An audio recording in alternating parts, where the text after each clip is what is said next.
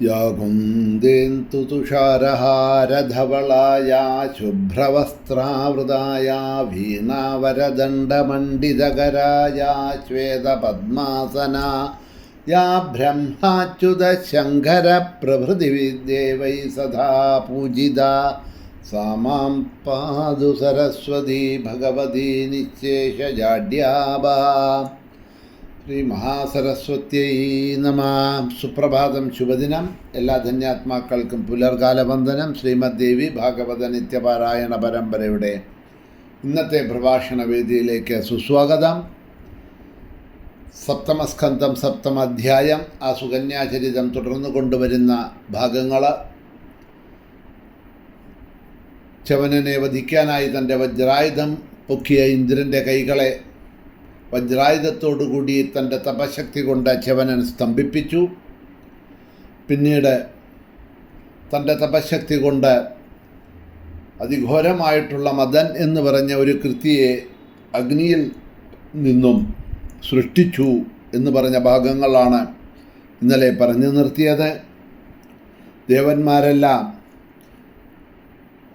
ഈ ഭീകരസ്വരൂപനായിരിക്കുന്ന ആ കൃതിയെ കണ്ടപ്പോൾ ഭയപ്പെട്ടു, പേടിച്ചു, വിറച്ചു. ഇന്ദ്രന് യുദ്ധം ചെയ്യണമെന്ന് തന്നെ തോന്നിയില്ല. കയ്യിൽ വജ്രായുധമായിട്ടാണ് ഇന്ദ്രൻ്റെ നിൽപ്പ്.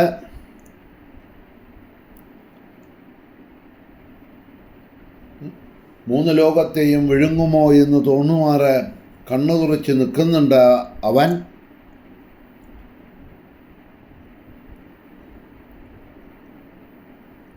ചവനൻ്റെ ആജ്ഞ അനുസരിച്ചിട്ട് ക്രുദ്ധനായിക്കൊണ്ട് ഇന്ദ്രനെ ഇതാ ഇപ്പോൾ ഭക്ഷിക്കും എന്ന മാതിരി ഇന്ദ്രൻ്റെ നേർക്കാണ് നടന്നു വരുന്നത്. അവിടെ നിന്ന് ദേവന്മാരെല്ലാം അയ്യോ ഞങ്ങളെ കൊന്നേ എന്നൊക്കെ പറഞ്ഞ് വിളിച്ച് കൂവി ഓടാൻ തുടങ്ങി നാലു ഭാഗത്തേക്കും. ഇന്ദ്രൻ തൻ്റെ വജ്രായുധം എടുത്ത് പ്രയോഗിക്കണം എന്നൊക്കെ നോക്കുന്നുണ്ട്, പക്ഷേ കൈ അനങ്ങണില്ല. അതുകൊണ്ട് ഇന്ദ്രന് അവൻ്റെ നേർക്ക് ആയുധം പ്രയോഗിക്കാനോ യുദ്ധം ചെയ്യാനോ കഴിയാത്ത അവസ്ഥ.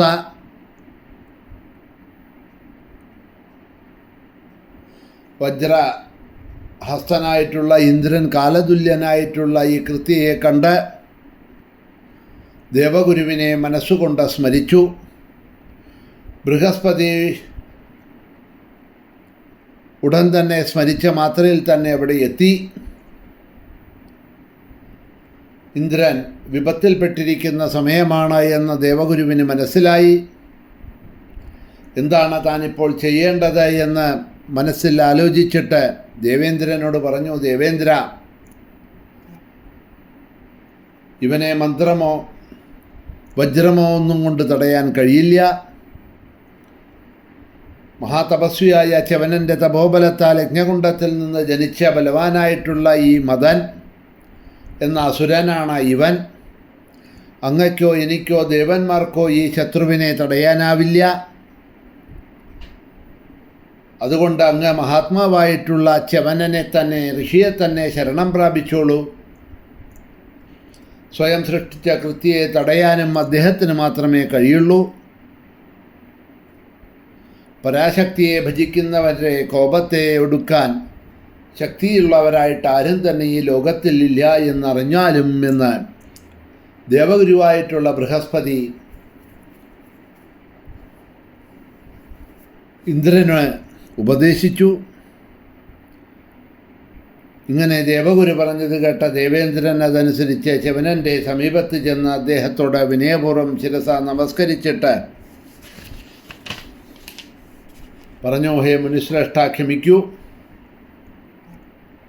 ഇതാ എന്നെ വധിക്കാനായി വരുന്നതായിട്ടുള്ള ഈ കൃത്യാമദനെ, ഈ അസുരനെ നിർത്തൂ.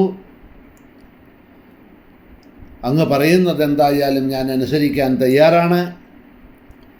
ഇന്നു മുതൽ അശ്വിനി ദേവന്മാർ സ്വപമാനത്തിന് അർഹരായിട്ട് ഭവിക്കും. ഞാൻ പറയുന്നത് സത്യമാണ്. എന്നിൽ പ്രസാദിച്ചാലും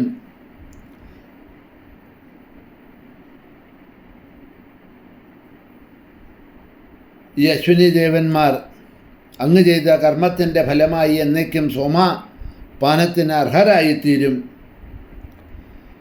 മാത്രമല്ല, ഈ സോമയാഗം നടത്തുന്നതായിട്ടുള്ള ശര്യാദിയുടെ ഈ യാഗവും ലോകമെങ്ങും കീർത്തിക്കപ്പെടും.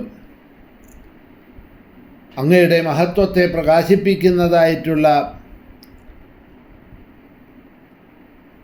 പ്രകാശിപ്പിക്കുവാനായിട്ട് പരീക്ഷണാർത്ഥം ഞാൻ ചെയ്തതാണ് ഈ പ്രവൃത്തി എന്നങ്ങ് ധരിക്കുക.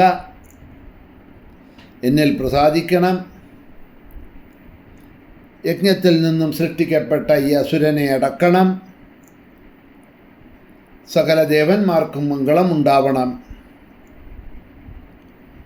എന്നിങ്ങനെ കേണപേക്ഷിച്ചു. ഇന്ദ്രൻ ഇപ്രകാരം അഭ്യർത്ഥിച്ചപ്പോൾ ച്യവനൻ്റെ ദേഷ്യം, ക്രോധമെല്ലാം അടങ്ങി.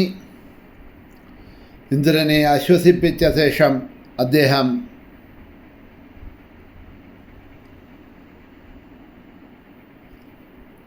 ഈ മദൻ എന്ന കൃത്യയെ തൻ്റെ തപോബലം കൊണ്ട് 4 ഭാഗങ്ങളിൽ വീതിച്ചു എന്നാണ് ഇവിടെ പറയുന്നത്. വ്യഭജത് സ്ത്രീഷു പാനേഷു ദ്യൂതേഷു മൃഗയാസു ച എന്നാണ്. സ്ത്രീ, മദ്യപാനം, ചൂത്, നായാട്ട്, ഈ 4 സ്ഥലങ്ങളിലുമായിട്ട് ഇവനെ വീതിച്ചു വെച്ചു. ഭയപ്പെട്ട ദേവേന്ദ്രനെ ആശ്വസിപ്പിച്ചിട്ട് ദേവന്മാരെയെല്ലാം യഥായഥാ സ്ഥാനങ്ങളിൽ ഇരുത്തി രാജാവിൻ്റെ യജ്ഞം അദ്ദേഹം വേണ്ടതുപോലെ നിർവഹിച്ചു. അതിനുശേഷം മഹാത്മാവായ ദേവേന്ദ്രനും അശ്വിനി ദേവന്മാർക്കും സംസ്കരിച്ച സോമം മന്ത്രപൂർവം നൽകി. ഈ വിധത്തിൽ രവിപുത്രരായിട്ടുള്ള അശ്വിനി ദേവന്മാരെ തൻ്റെ തപോബലത്താൽ ച്യവനൻ സോമപാനത്തിന് അർഹരാക്കി തീർത്തു എന്ന് പറഞ്ഞു. യജ്ഞസ്തംഭം കൊണ്ട് അലങ്കൃതമായിട്ടുള്ള ആ സരസ്സും ച്യവനമുനിയുടെ ആശ്രമവും അതോടെ ഭൂമിയിലെങ്ങും വിഖ്യാതമായി തീർന്നു. ഈ കർമ്മം കൊണ്ട് ശര്യാദി മഹാരാജാവും വളരെ സന്തുഷ്ടനായി. യജ്ഞം സമാപിച്ചിട്ട് അദ്ദേഹം സജീവന്മാരോടുകൂടി നഗരത്തിലേക്ക്, കൊട്ടാരത്തിലേക്ക് മടങ്ങി. എന്നിട്ട് ശര്യാദി, ആ മനുപുത്രനായിട്ടുള്ള ശര്യാദി പ്രതാപത്തോടെ രാജ്യം ഭരിച്ചു.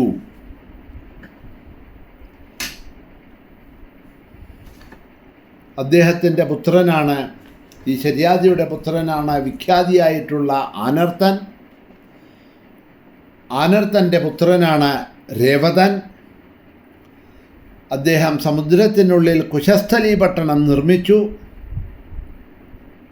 അവിടെ വസിച്ചുകൊണ്ട് അനർത്താദികളുടെ രാജ്യത്തിനെ അദ്ദേഹം ഭരിച്ചു. പിന്നീട് ഈ രേവതന് 100 പുത്രന്മാർ ജനിച്ചു. അവരിൽ ജ്യേഷ്ഠനും മുത്തനും കഗുദ്മിയായിരുന്നു. സുന്ദരിയും എല്ലാ ലക്ഷണങ്ങളുമായിട്ടുള്ള ഒരു പുത്രിയും അദ്ദേഹത്തിനുണ്ടായി. ഈ കഗുദ്മിയുടെ പുത്രിയുടെ പേരാണ്, ഈ രേവതൻ്റെ പുത്രിയുടെ പേരാണ് രേവതി. അവൾക്ക് വിവാഹപ്രായമെത്തിയ സമയത്ത് രേവത മഹാരാജാവ് ഉത്തമ കുലജാതരായ പല രാജാക്കന്മാരെക്കുറിച്ചും ആലോചിച്ചു. രൈവതമെന്ന പർവ്വതത്തിലെത്തിയ ബലവാനായിട്ടുള്ള രേവതൻ അവിടെ വസിച്ചുകൊണ്ട് ആനർത്ത രാജ്യങ്ങൾ ഭരിച്ചു. അങ്ങനെയിരിക്കെ രാജാവ് മനസ്സ് ആലോചിച്ചു, മകളെ ഞാൻ ആർക്ക് കൊടുക്കണം? ദേവപൂജിതനായിട്ടുള്ള സർവജ്ഞനായിട്ടുള്ള ബ്രഹ്മാവിനെ തന്നെ ചെന്ന് കണ്ട് ആലോചിക്കാമെന്ന് തീരുമാനിച്ചു. അങ്ങനെ നിശ്ചയപ്പെടുത്തി പുത്രിയായ രേവതിയെയും കൂട്ടിക്കൊണ്ട് ബ്രഹ്മലോകത്തിലേക്ക് പോയി. അവിടെയെല്ലാം ദേവന്മാരും അവിടെയുണ്ടായിരുന്ന എല്ലാ ദേവന്മാരും യജ്ഞങ്ങളും ഛന്ദസ്സുകളും സമുദ്രങ്ങളും നദികളും ദിവ്യമായ മൂർത്തിഭാവവും കൈകൊണ്ട് നിന്നിരുന്നു.